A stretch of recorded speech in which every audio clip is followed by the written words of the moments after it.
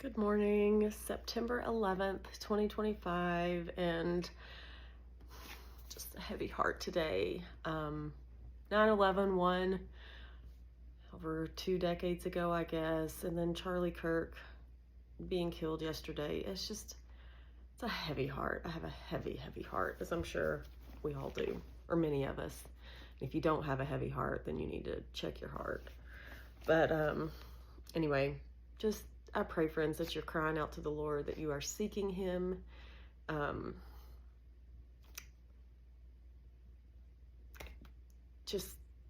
This world is, the world. We have a hope, and we cannot lose hope in our Heavenly Father and the plan that He has for us and for what He is going to do. So just keep your focus on Him in everything. So with that being said, we'll read today Isaiah 8:1 through 9:21.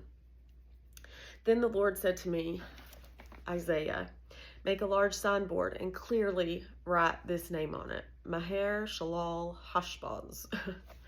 I asked Uriah the priest and Zechariah the son of Jeberechiah, both known as honest men, to witness my doing this.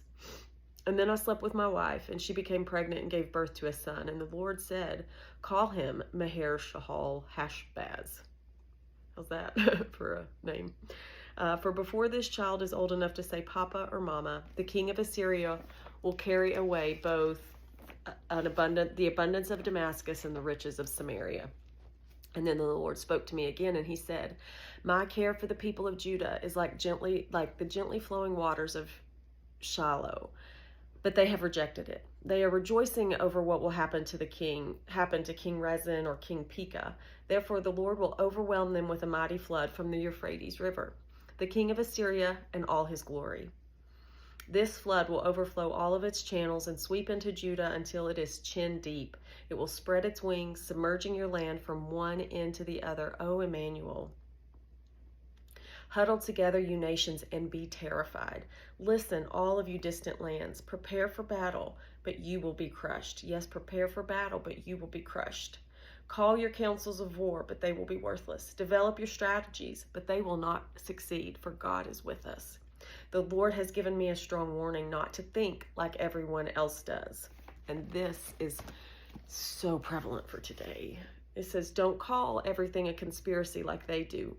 Don't live in dread of what frightens them. May the Lord of heaven's armies be holy in your, make the Lord of heaven's armies holy in your life. He is the one that you should fear. He is the one who should make you tremble. He will keep you safe. But to Israel and Judah, He will be a stone that makes people stumble, a rock that makes them fall. And for the people of Jerusalem, He will be a trap and a snare. Many will stumble and fall, never to rise again.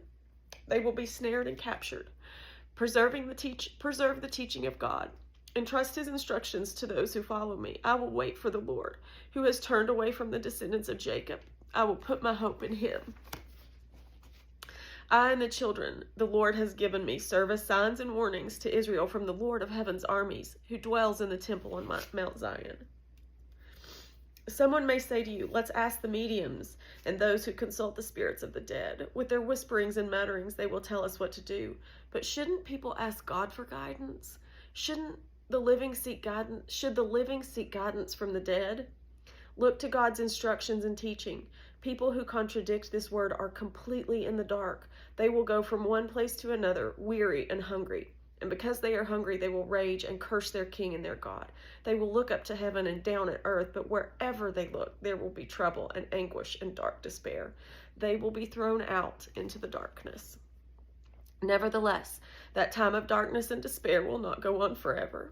The land of Zebulun and Naphtali will be humbled, but there will be a time in the future when Galilee of the Gentiles, which is, oh, sorry, my tears are making it hard to read.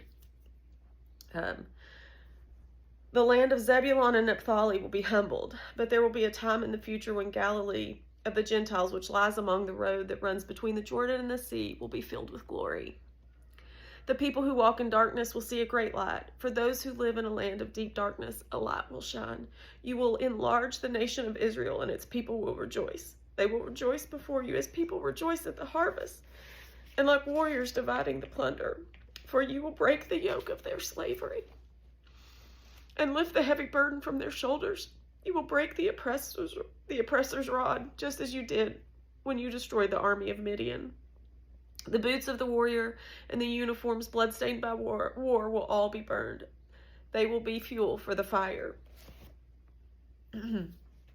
For a child is born to us, a son is given to us. The government will rest on his shoulders, and he will be called Wonderful Counselor, Mighty God, Everlasting Father, the Prince of Peace. His government and its peace will never end. He will rule with fairness and justice from the throne of his ancestor David for all eternity, for all eternity. The passionate commitment of the Lord of heaven's armies will make that happen. The Lord has spoken out against Jacob. His judgment has fallen upon Israel. And the people of Israel and Samaria, who spoke with such pride and arrogance, will soon know it.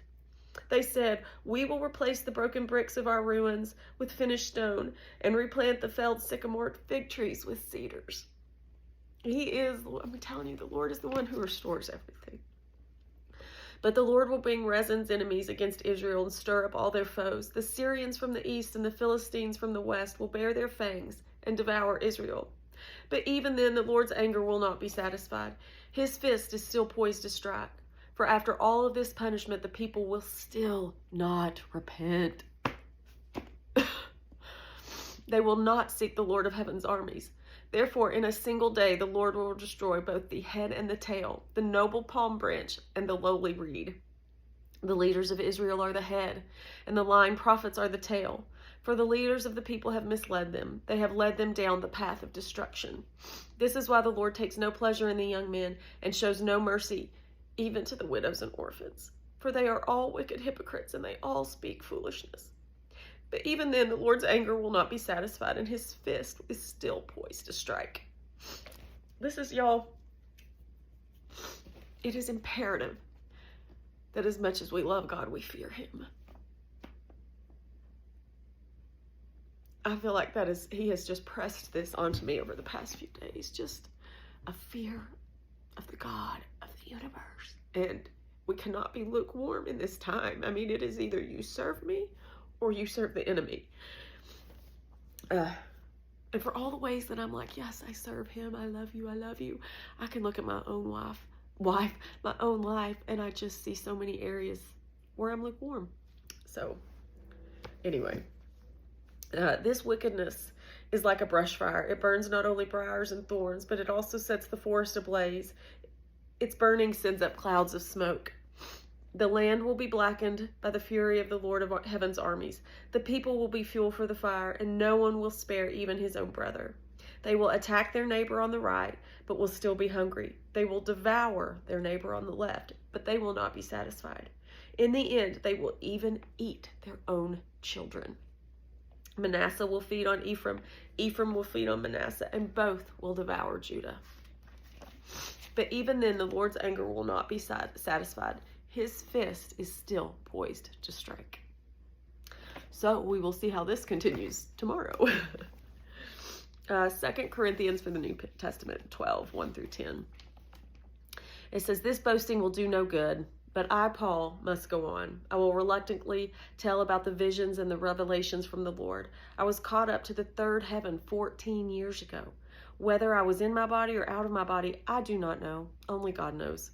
Yes, only God knows whether I was in my body or outside of my body. But I do know that I was caught up to paradise, and I heard things so astounding that they cannot be expressed in words, things no human is allowed to tell. That experience is worth boasting about, but I'm not going to do it. I will boast only about my weakness. If I wanted to boast, I would be no fool in doing so, because I would be telling the truth, but I won't do it. Because I don't want anyone to give me credit beyond what they can see in my life or hear in my message, even though I have received such wonderful revelations from God. So to keep me from becoming proud, I was given a thorn in my flesh, a messenger from Satan to torment me and to keep me from becoming proud. Oh, I'm going to need to read up on that a little bit to find out just exactly what's going on here. Okay, 3 different times I begged the Lord to take it away, and each time he said, my grace is all you need, and my power works best in weakness.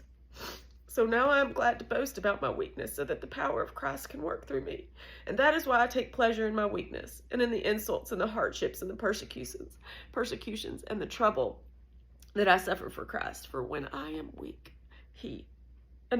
for when I am weak, and then I am strong.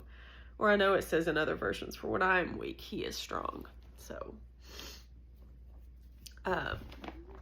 I'll tell you, it's always a word every single day when you read this, year after year.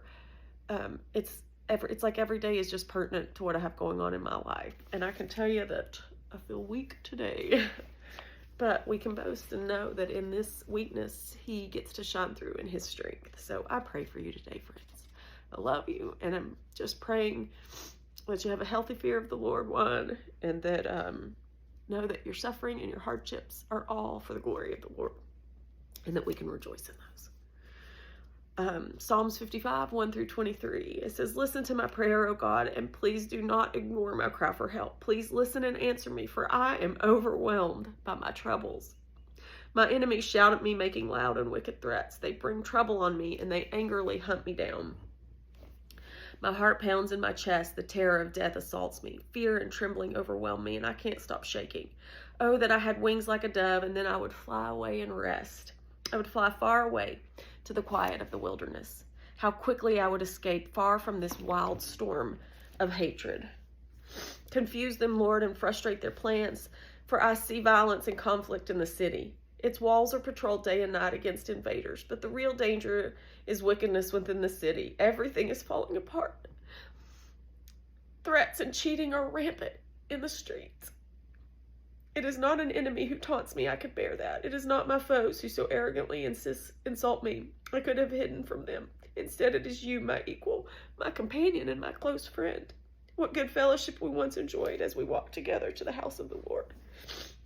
Let death stalk my enemies. Let the grave swallow them alive, for evil makes its home within them. But I will call on God, and the Lord will rescue me. Morning, noon, and night, I cry out in my distress, and the Lord hears my voice. He ransoms me and keeps me safe from the battle waged against me. And though many still oppose me, God, who has ruled forever, will hear me and humble them. For my enemies refuse to change their ways. They do not fear God. As for my companion, he betrayed his friends. He broke his promises. His words are as smooth as butter, but in his heart is war. His words are as soothing as lotion, but underneath are daggers. Give your burdens to the Lord, and he will take care of you. He will not permit the godly to slip and fall. But you, O God, will send the wicked down to the pit of destruction. Murderers and liars will die young. But I am trusting you to save me. And then Proverbs 23, 4 and 5 says, don't wear yourself out trying to get rich. Be wise enough to know when to quit. In the blink of an eye, wealth disappears, for it will sprout wings and fly away just like an eagle. Listen, I have firsthand experience with that. You can make all the plans, and you can have it taken out from under you just as quickly as you received it. So, love you.